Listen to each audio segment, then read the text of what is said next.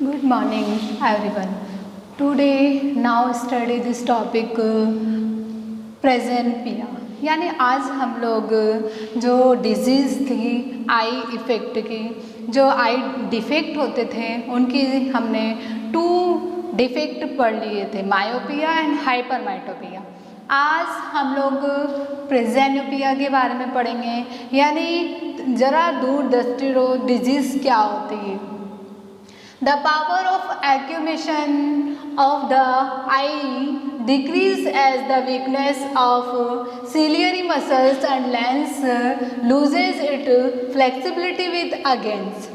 यानी ये ऐसा डिफेक्ट है जिसमें मेनली आई की जो आई हैं उनकी सिलियरी मसल्स क्या हो जाती हैं, वीक हो जाती हैं, जिसके कारण हमारी जो एक्यूमेंट है यानी हमारे पावर देखने की है उसमें कमी हो जाती है। That is why most of the all people are not able to read or see near object clearly and comfortable। यानी ये मोस्टली ऑल पीपल में यानी ऑल पर्सन में होते हैं जिसमें नियर की जो ऑब्जेक्ट है वो हमें क्लियरली नहीं दिखाई देता है एंड उनकी कंफर्टेबिलिटी यानी उनको देखने की क्षमता भी हमारी क्या हो जाती है, कम हो जाती है। Such type of defect is called presbyopia. यानी इस आइज के इस डिफेक्ट को हम क्या कहते हैं, प्रेजेंपिया कहते हैं। The correction is done by bifocal lens. यानी इसको हमें सुधारने के लिए बाईफोकल लेंस का यूज़ करना होता है। देन हमें कॉन्केव लेंस भी यूज़ करने रहते हैं और कॉन्वेक्स लेंस का भी यूज़ करना होता है। देखते हैं, in such lenses the lower part is a convex lens. यानी एक ही आपके गॉगल में या लेंस में दोनों ही लेंस होंगे, देन उसके लोअर पार्ट में तो आपका क्या होगा, कॉन्वेक्स लेंस होगा, देन अपर पार्ट में कौन सा होगा, कॉन्केव लेंस होगा। यानी एक ही गॉगल में आपके लोअर पार्ट में जो रहेगा वो क्या रहेगा, कॉन्वेक्स लेंस, और जो आपका गॉगल का अपर पार्ट होगा वहाँ पर कौन सा लेंस होगा, कॉन्केव लेंस होगा। देन जैसे ही आप बाईफोकल लेंस का यूज़ करते हैं तो आपका जो प्रेजेंपिया है वो डिफेक्ट क्या हो जाएगा, क्लियर ही हो जाएगा। यानी आपको नियर ऑब्जेक्ट भी क्लियर दिखाई देने लग जाएगा एंड आपका दूर का ऑब्जेक्ट भी आपको क्लियर देखने लग जाएगा। फोर्थ पढ़ते हैं एस्टिग्मेटिज्म। यानी हम लोग astigmatism is due to the irregularities dependent in the cornea of the eye. यानी ये मेनली डिफेक्ट जो है ये आई के कॉर्निया पर डिपेंड होता है और उससे ही ये इरेगुलरिटीज से डेवलप्ड होता है। जब हमारे आई की कॉर्निया इरेगुलरिटीज शो करने लगती है तो एस्टिग्मेटिज्म हमें डिफेक्ट हो जाता है। In such type of defected eyes is called astigmatism. यानी इस आई के डिफेक्ट को हम एस्टिग्मेटिज्म कहते हैं। This type of defect is corrected uses spectacles fitted with suitable cylindrical lens. यानी इस डिफेक्ट को सही करने के लिए हमें मेनली क्या करना पड़ता है, सुटेबल सिलेंड्रिकल लेंस का यूज़ करना होता है। देन अगला कैरेटेड यानी मोतियाबिंद जिसे कहते हैं उसके बारे में स्टडी करेंगे। कैटेटेड is the clotting of eyes lens. यानी ये क्या होते हैं, इसमें आई लेंस क्या हो जाते हैं, क्लॉटिंग हो जाती है। It is most common disease of vision losses in people over age 14। यानी एज 14 के होने के बाद जब हमारे विजन में कॉमनली हमें कम दिखाई देने लगता है तो इस डिजीज को हम कैटरेक्ट कहते हैं। It is the main causes of blindness is the world. यानी हमें संसार क्या, इसका क्या मेन कोसेज है कि हमें जो संसार है या वर्ड है वो ब्लाइंडनेस यानी धुंधला दिखाई देने लगता है।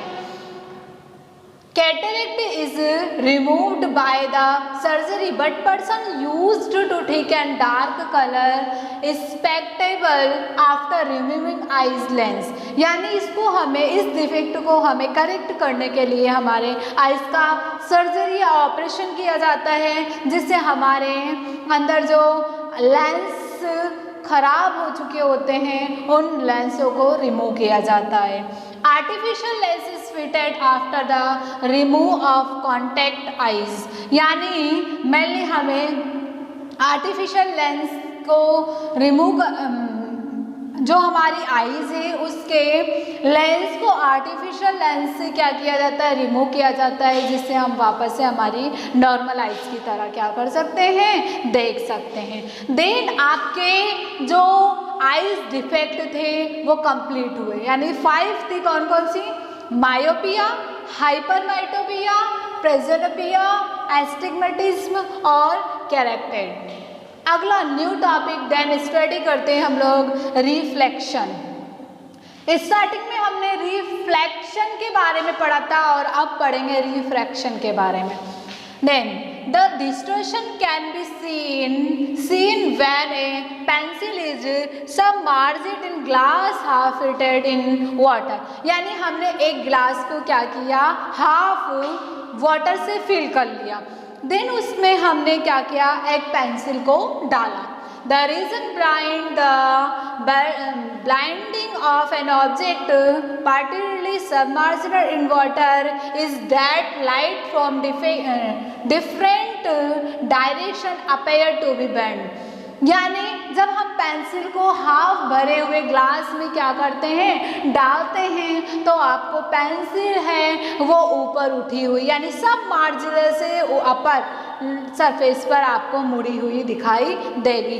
देन ये किसके कारण हुआ, रिफ्रैक्शन के कारण, यानी वाटर में अगर हम कोई सिक्का डालते हैं तो वो उसके बॉटम में होता है, बट आपको दिखाई कहाँ देता है, उसके अपर लेयर पर दिखाई देता है। देन इसी प्रोसेस को या इसी इवेंट को हम क्या कहते हैं, रिफ्रैक्शन कहते हैं।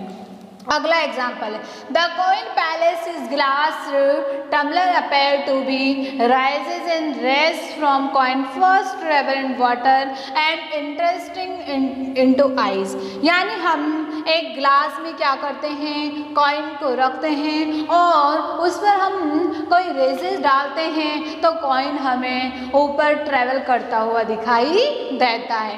देन किसके कारण, रिफ्रैक्शन के कारण।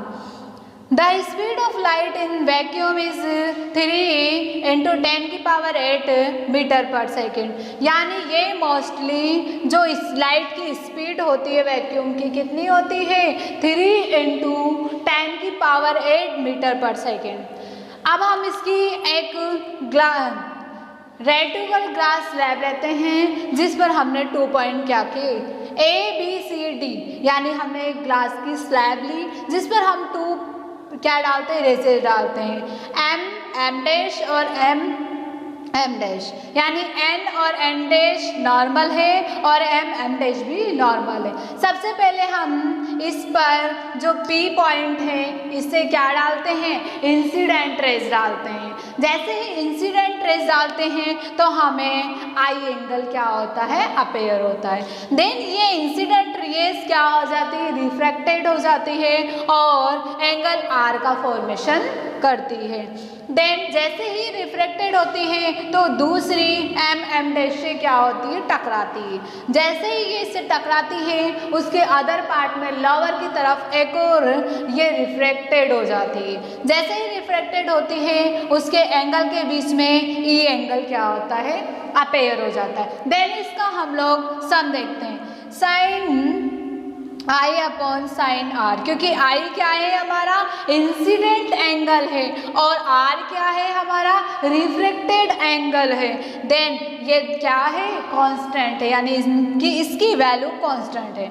अगला, अगर हम मानते हैं कि कांस्टेंट ना रखकर हम क्या करते हैं, μ1 2 और μ2 1, यानी 2 मीडियम है इसलिए 1 2, अगर मीडियम 2 से 1 की ओर आ रहा है 2 2 1 equal to sin I/sin are, यानी ये आपकी हो गई।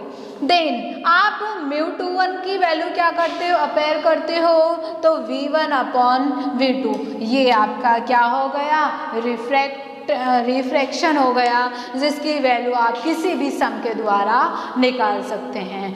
Then today topic is complete your chapter, यानी आपका चैप्टर कंप्लीट हो चुका है। नेक्स्ट डे हम क्या करेंगे, न्यू चैप्टर की स्टडी करेंगे। Okay, bye guys.